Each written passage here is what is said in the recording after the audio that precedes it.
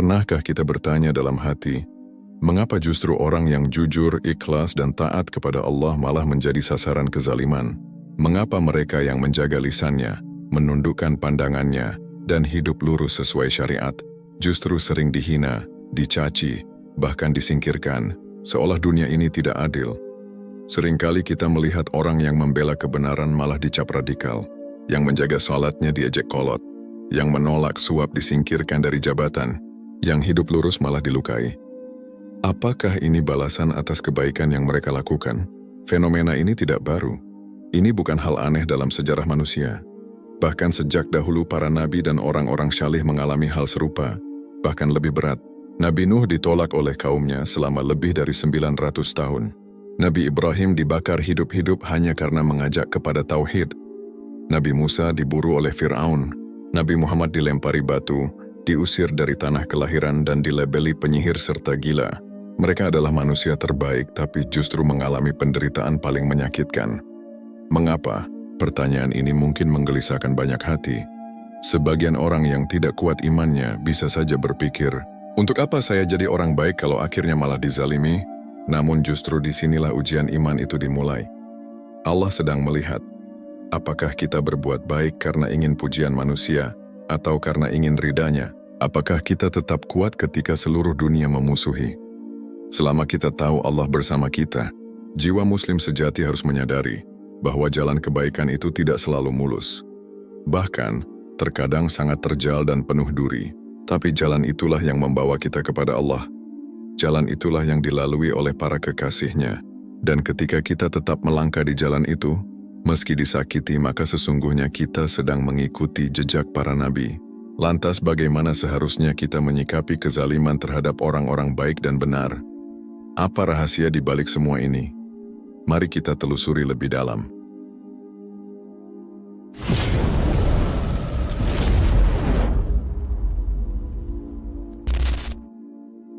Kebaikan adalah ujian, bukan jaminan bebas masalah.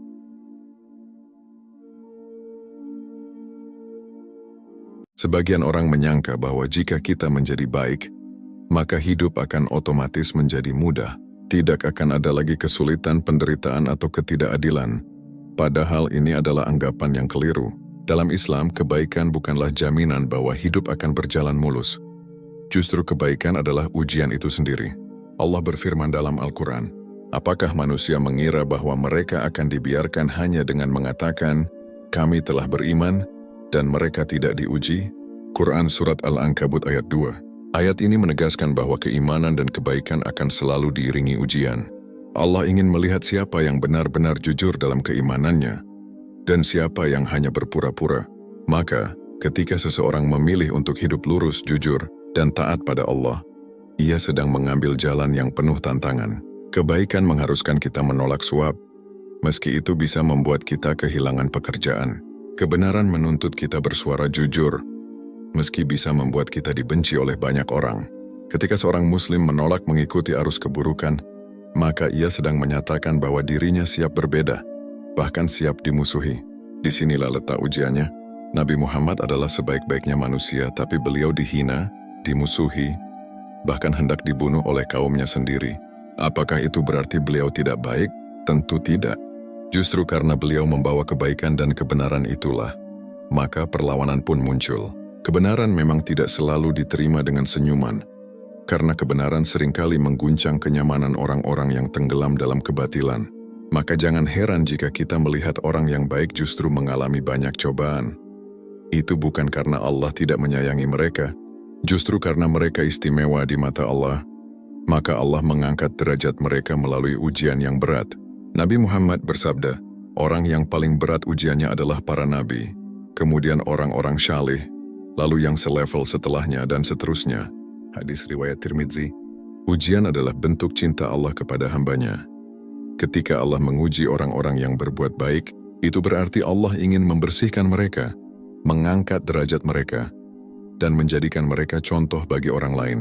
Maka wahai jiwa-jiwa muslim yang sedang berjuang dalam kebaikan, jangan goyah saat kezaliman datang. Jangan mengira bahwa Allah meninggalkanmu. Justru di saat itu Allah sedang memperhatikanmu, menguatkan hatimu, dan menuliskan pahala yang sangat besar untuk kesabaranmu. Kebaikan memang tidak menjanjikan dunia yang tenang, tapi ia menjanjikan kedekatan dengan Allah, dan itu adalah kemenangan sejati.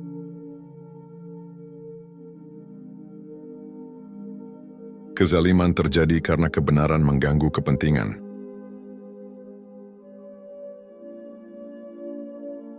Salah satu alasan paling nyata mengapa orang baik dan benar sering dizalimi adalah karena kebenaran mengganggu kepentingan banyak pihak. Dalam dunia yang penuh dengan ambisi, kekuasaan, dan kepalsuan, kehadiran orang yang jujur dan lurus terasa seperti ancaman. Orang yang jujur menyingkap kebohongan. Orang yang lurus membuat yang bengkok terlihat jelas. Orang yang ikhlas membuat yang munafik menjadi tidak nyaman. Inilah yang membuat kehadiran orang baik tidak selalu disambut dengan hangat, sebab kebaikannya memaksa banyak orang untuk bercermin. Dan tidak semua orang siap untuk melihat wajah aslinya di cermin kebenaran. Ambil contoh sederhana. Di sebuah tempat kerja, seorang pegawai menolak terlibat dalam manipulasi data karena ia takut pada Allah. Apa yang terjadi bisa jadi dia akan dijauhi, dianggap tidak kompak, bahkan disingkirkan. Bukan karena ia salah, tapi karena kejujurannya membuat orang-orang lain merasa bersalah. Mereka tidak suka itu. Maka cara termudah adalah membungkamnya, bukan memperbaiki diri. Kezaliman bukan selalu lahir dari kebencian, tapi seringkali dari ketakutan. Takut kebenaran terbongkar, takut kepentingan terganggu, dan takut kenyamanan dalam kebatilan hilang. Fenomena ini juga terjadi di zaman para nabi. Kaum Nabi Ibrahim tidak membenci beliau secara pribadi, tapi ketika beliau menghancurkan berhala dan menyerukan tauhid, itu mengguncang struktur sosial dan ekonomi masyarakatnya. Para pemuka agama merasa kehilangan kuasa. Pedagang berhala takut kehilangan pemasukan, maka mereka pun bersatu bukan untuk mencari kebenaran, tapi untuk membungkamnya. Demikian juga dengan Nabi Muhammad. Ketika beliau menyeru kepada tauhid, kaum Quraisy tidak bisa menerima, bukan karena mereka tidak tahu bahwa beliau jujur dan terpercaya, tapi karena risalah Islam mengancam tatanan sosial, perdagangan, dan kekuasaan mereka. Maka beliau pun dimusuhi, bukan karena beliau bersalah, tapi karena beliau membawa kebenaran yang tidak menguntungkan bagi mereka. Inilah yang terjadi hingga hari ini. Orang yang lurus sering dianggap mengganggu sistem yang sudah nyaman dalam kebatilan. Ia menjadi pengganggu bukan karena salah, tapi karena ia benar. Namun seorang muslim sejati tidak akan menyerah. Ia sadar bahwa keberpihakan kepada kebenaran memang berat. Karena kebenaran tidak sedang berlomba untuk menjadi populer. Kebenaran sedang diuji. Untuk menunjukkan siapa yang benar-benar bersamanya. Jangan heran jika jalan kebenaran sepi. Jangan takut jika kebaikanmu membuatmu dimusuhi. Karena sejak dahulu kebenaran memang selalu mengganggu kenyamanan para penikmat kebatilan.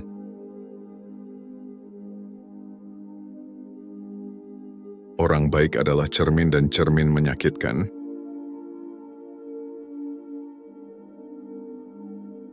Pernahkah kita merasa tidak nyaman saat bercermin dan mendapati wajah kita kusam, rambut acak-acakan, atau ada kotoran menempel di wajah? Cermin tidak pernah menghina. Ia hanya memantulkan apa adanya. Tapi justru karena itulah ia sering dibenci. Orang baik sejatinya adalah seperti cermin. Mereka tidak menyakiti siapapun. Mereka hanya hadir dan menunjukkan standar moral yang membuat orang lain terpantul jati dirinya. Seseorang yang jujur akan membuat pembohong merasa terancam. Seseorang yang disiplin akan membuat yang malas merasa malu. Seseorang yang taat pada agama akan membuat yang hidup sembarangan merasa tersindir, meski tanpa kata-kata. Disinilah muncul ketidaknyamanan. Bukan karena orang baik itu menyerang, tapi karena kehadirannya saja cukup untuk mengusik hati yang jauh dari nilai kebaikan. Bahkan dalam kehidupan sehari-hari, kita bisa merasakannya. Seorang siswa yang rajin ibadah bisa jadi dianggap sok alim oleh teman-temannya. Seorang remaja yang menolak ikut nongkrong atau mabuk-mabukan bisa dicap tidak asyik. Seorang wanita yang memilih berhijab syar'i bisa diejek berlebihan. Mengapa begitu? Karena keberadaan mereka mengingatkan yang lain bahwa ada standar kebenaran yang sedang mereka abaikan. Hati yang gelap akan merasa terganggu dengan cahaya, meskipun cahaya itu tidak bermaksud menyakiti.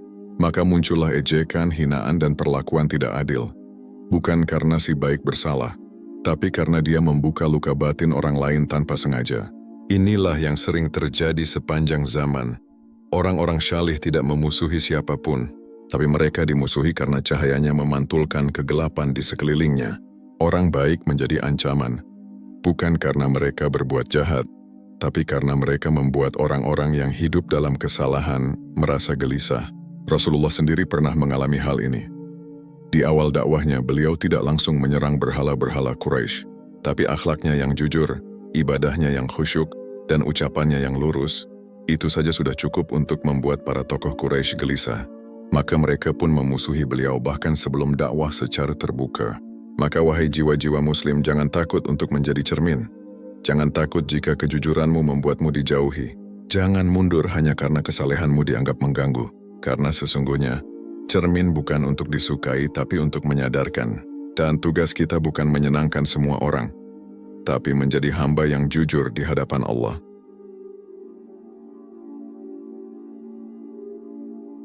Balasan kebaikan tidak selalu di dunia.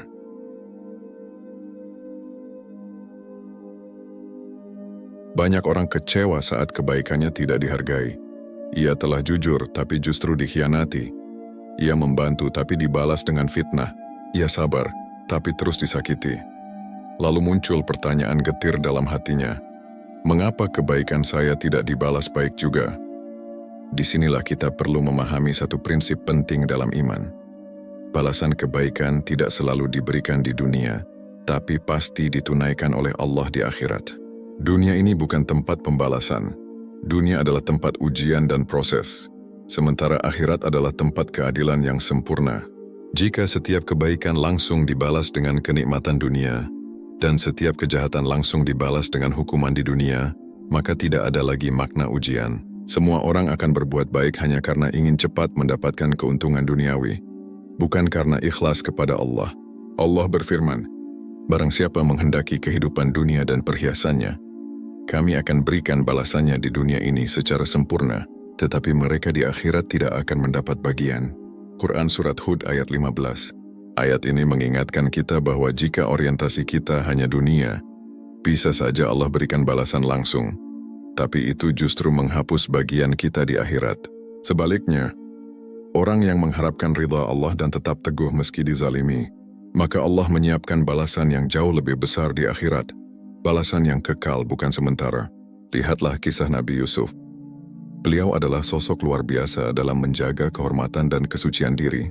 Namun balasan atas kesuciannya justru penjara. Padahal jika dilihat dari sisi dunia itu tidak adil. Tapi ternyata, di balik ujian itu Allah sedang menyiapkan derajat yang lebih tinggi.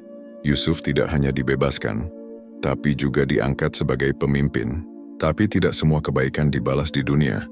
Ada orang-orang saleh yang tetap miskin, tetap difitnah, tetap dizalimi hingga ajal menjemput. Apakah mereka rugi? Tidak. Justru mereka sedang menabung pahala yang luar biasa besar di sisi Allah. Rasulullah bersabda, sungguh seseorang akan diangkat derajatnya oleh Allah di akhirat. Lalu dia berkata, wahai Rabb, dari mana semua ini? Maka dijawab, dari kesabaranmu atas kezaliman yang menimpamu di dunia. Hadis riwayat At-Tabrani. Maka wahai jiwa-jiwa muslim, jangan menuntut semua kebaikan dibayar tunai di dunia. Bersabarlah, karena Allah tidak pernah lupa.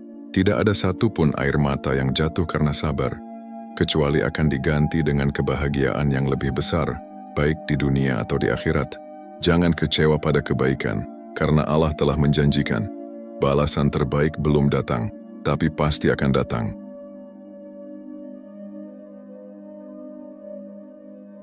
Bagaimana jiwa muslim menyikapi kezaliman?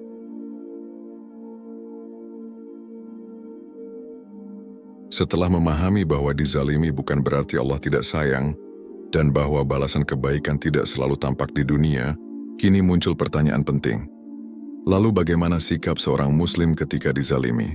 Jiwa seorang muslim harus memiliki mental kuat, bukan karena tidak pernah disakiti, tetapi karena ia tahu siapa yang selalu membelanya, Allah Azza wa Jalla.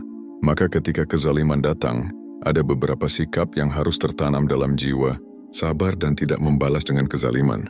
Allah berfirman, dan bersabarlah, sesungguhnya Allah bersama orang-orang yang sabar. Quran Surat Al-Anfal ayat 46. Kesabaran bukan tanda kelemahan tetapi bukti kekuatan hati. Saat dizalimi, godaan terbesar adalah membalas dengan cara yang sama. Tapi jiwa muslim yang kokoh akan tetap memilih jalan Allah, bukan jalan emosi. Ia tahu, satu detik kesabaran bisa menjadi sebab turunnya ribuan rahmat. Mengadu kepada Allah bukan mengumbar di media. Seringkali saat terzalimi, orang lebih memilih curhat di media sosial atau membalas dengan hinaan. Namun orang beriman tahu kemana harus mengadu.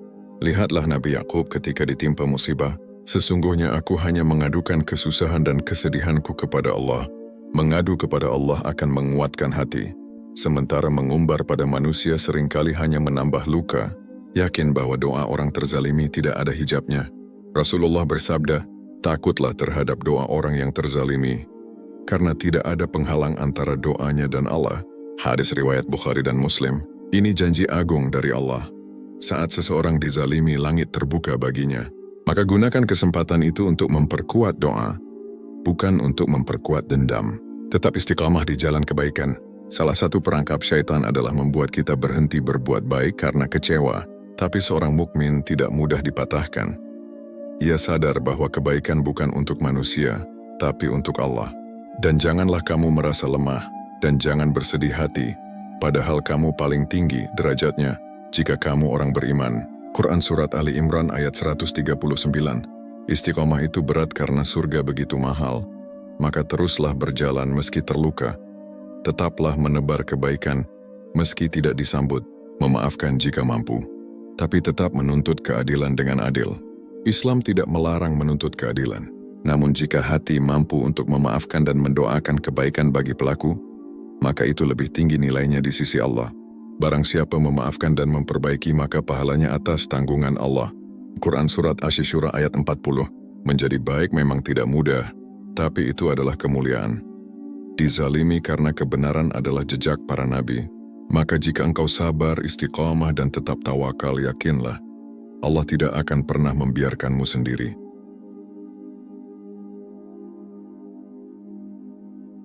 Jalan sunyi yang dijaga Allah. Menjadi orang baik dan benar dalam dunia yang penuh kepalsuan bukanlah perkara mudah. Jalan itu sunyi, terjal, dan seringkali dipenuhi luka. Tapi justru disitulah letak kemuliaannya. Karena yang kuat bukan mereka yang mengikuti arus, tapi mereka yang tetap teguh meski diterjang badai. Orang baik memang sering dizalimi, bukan karena mereka lemah, tapi karena mereka terang. Dan terang selalu mengusik gelap. Maka jangan merasa kecil jika kebaikanmu tak dihargai. Jangan berhenti jika kejujuranmu dibalas hinaan. Karena di saat manusia menolakmu, bisa jadi Allah sedang memelukmu. Setiap air mata karena sabar, setiap diam karena menahan marah, setiap luka karena mempertahankan prinsip, semua itu tidak hilang sia-sia. Allah mencatatnya satu persatu dengan sempurna. Sesungguhnya Allah tidak akan menyia-nyiakan pahala orang-orang yang berbuat baik. Quran Surat At-Taubah ayat 120. Jiwa muslim sejati harus tetap kokoh. Ia tidak berubah karena penilaian manusia. Ia tidak bergeser hanya karena cercaan. Ia tahu bahwa hidup bukan tentang dilihat banyak orang, tapi tentang diperhatikan oleh Allah. Dan pada akhirnya bukan pujian manusia yang kita kejar, melainkan ridha Allah. Bukan pembelaan dunia yang kita cari, tapi pembelaan Allah di akhirat. Maka teruslah jadi baik. Meski sendirian, teruslah berjalan di jalan kebenaran. Meski sering disakiti, karena sesungguhnya Allah bersama orang-orang yang tetap teguh dalam kebaikan.